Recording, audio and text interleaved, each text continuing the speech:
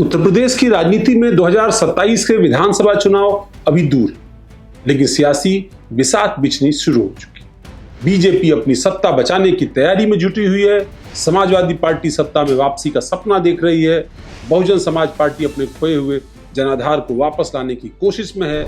लेकिन सबके बीच एक ऐसा नाम जिसने एक बार फिर यूपी की राजनीति में हलचल मचा दी है, वो नाम है असदुद्दीन ओवैसी।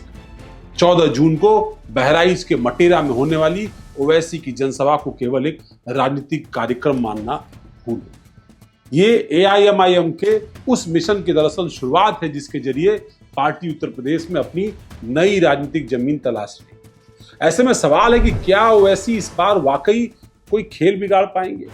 क्या समाजवादी पार्टी के मुस्लिम वोट बैंक में वो कोई सेंध लगा पाएंगे, या फिर 2017 और 22 की तरह उनकी मौजूदगी केवल राजनीतिक शोर बनकर रह जाएगी? नमस्कार दोस्तों, मैं हूं अवनीश विद्यार्थी और आप देख रहे हैं ब्रेकिंग। राजनीति में जगह का चयन कभी संयोग नहीं होता। बहराइच की मटेरा विधानसभा सीट को एआईएमआईएम ने यूं ही नहीं चुनी। इलाका मुस्लिम, यादव और अन्य पिछड़ा वर्ग और अनुसूचित जाति मतदाताओं की बड़ी आबादी।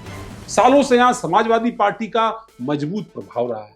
2012 से लगातार इस सीट पर समाजवादी पार्टी का कब्जा है। पहले यासर शाह और बाद में उनकी पत्नी मारिया शाह यहां से लगातार विधानसभा का चुनाव जीते। ऐसे में मटेरा से अभियान शुरू करना दरअसल ओवैसी समाजवादी पार्टी के राजनीतिक गढ़ में चुनौती का संदेश था। एआईएमआईएम के प्रदेश अध्यक्ष शौकत अली दावा करते हैं कि पार्टी 2027 की तैयारियों में पूरी ताकत से झोंके।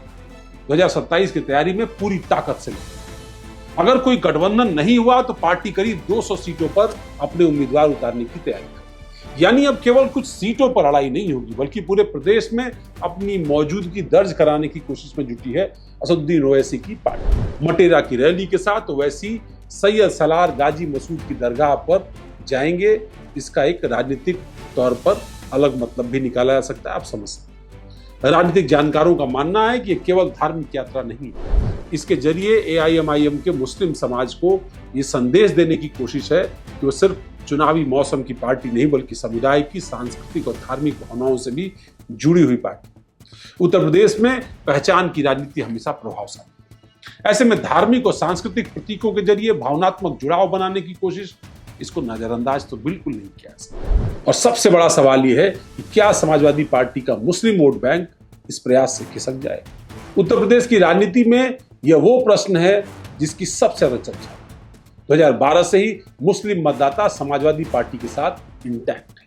खासतौर पर 2022 के विधानसभा चुनाव में बीजेपी को रोकने की रणनीति के तहत मुस्लिम वोटों का व्यापक ध्रुवीकरण समाजवादी पार्टी के पक्ष में। समाजवादी पार्टी के नेता यासर शाह कहते हैं कि मुस्लिम मतदाता पहले की तुलना में कहीं ज्यादा राजनीतिक रूप से परिपक्व और जागरूक हो चुके हैं। वे समझते हैं कि जहां जहां एआईएमआईएम मजबूत हुई, वहां विपक्षी वोटों का बंटवारा हुआ और इसका सीधा फायदा बीजेपी को। यही वजह है कि समाजवादी पार्टी को भरोसा है कि उसका परंपरागत वोट बैंक आसानी से नहीं टूटेगा। लेकिन एआईएमआईएम का तर्क बिल्कुल अलग है। असदुद्दीन ओवैसी की पार्टी कहती है कि दशकों से मुस्लिम वोट बैंक लेने वाली पार्टियों ने समुदाय के सामाजिक और आर्थिक विकास के लिए कोई ठोस काम नहीं। शिक्षा, रोजगार, स्वास्थ्य और बुनियादी सुविधाओं के सवाल आज भी जस के तस पर। वैसी इसी असंतोष को दरअसल राजनीतिक समर्थन में तब्दील करने की कवायद में।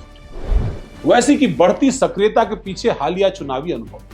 बिहार के सीमांचल इलाके में एआईएमआईएम ने अपनी पहचान बनाई। लगातार 2 विधानसभा चुनाव से वो वहां पर अपने विधायक थे।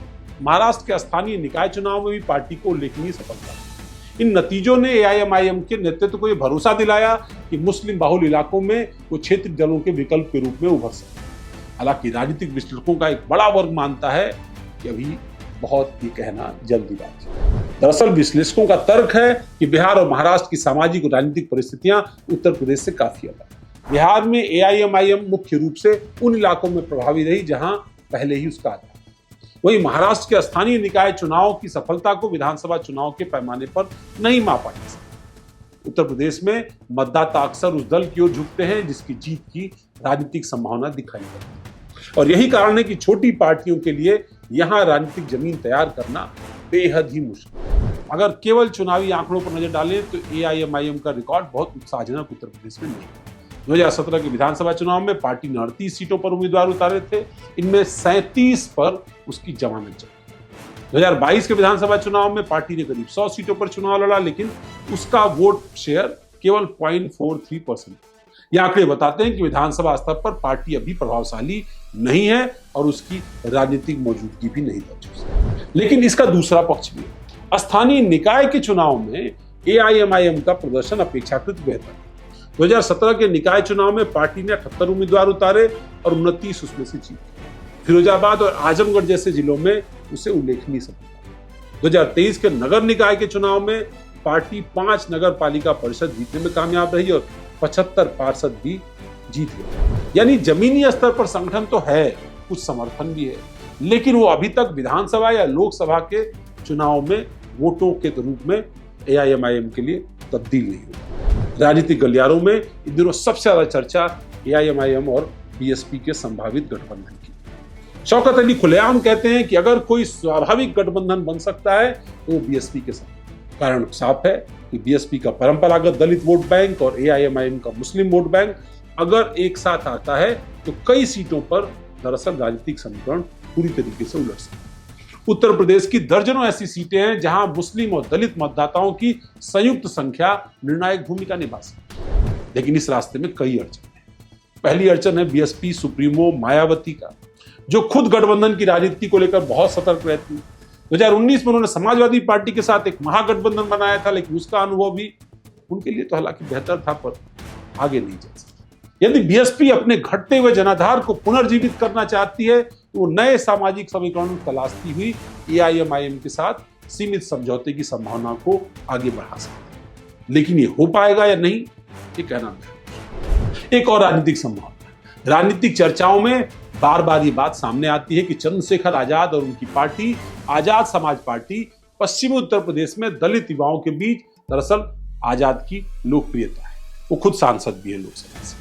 यानी भविष्य में किसी स्तर पर मुस्लिम दलित राजनीति का प्रतिनिधित्व अगर संयुक्त प्रयोग के रूप में सामने आता है तो उसका सीधा असर समाजवादी पार्टी और बीएसपी की राजनीतिक संभावनाओं पर पड़ सकता है। हालांकि अभी तक किसी औपचारिक बातचीत या गठबंधन का संकेत नहीं मिला है। राजनीति संभावनाओं का खेल है और चुनावी मौसम में समीकरण तेजी से तब्दील होता है। ओवैसी की रणनीति केवल मुस्लिम बहुल इलाकों तक सीमित नहीं है। वो इटावा, जिसे समाजवादी पार्टी का मजबूत राजनीतिक गढ़ कहा जाता है, वहां भी बड़ी राजनीतिक पहल करने की कोशिश की और वहां भी एआईएमआईएम ने चुनावी तैयारियां शुरू कर दी। ई रिक्शा प्रचार अभियान से लेकर उम्मीदवारों की घोषणा तक पार्टी लगातार अपनी मौजूदगी दर्ज करा रही है। इटावा सदर, भरथना, जसवंत नगर जैसी सीटों पर सक्रियता भी दिखाई। दरअसल एआईएमआईएम का लक्ष्य केवल बीजेपी विरोधी वोटों को अपने साथ जोड़ना नहीं, बल्कि समाजवादी पार्टी के परंपरागत क्षेत्रों में भी राजनीतिक चुनौती खड़ी करना है, अपनी मौजूदगी दिखाना है। क्या इससे बीजेपी को फायदा होगा?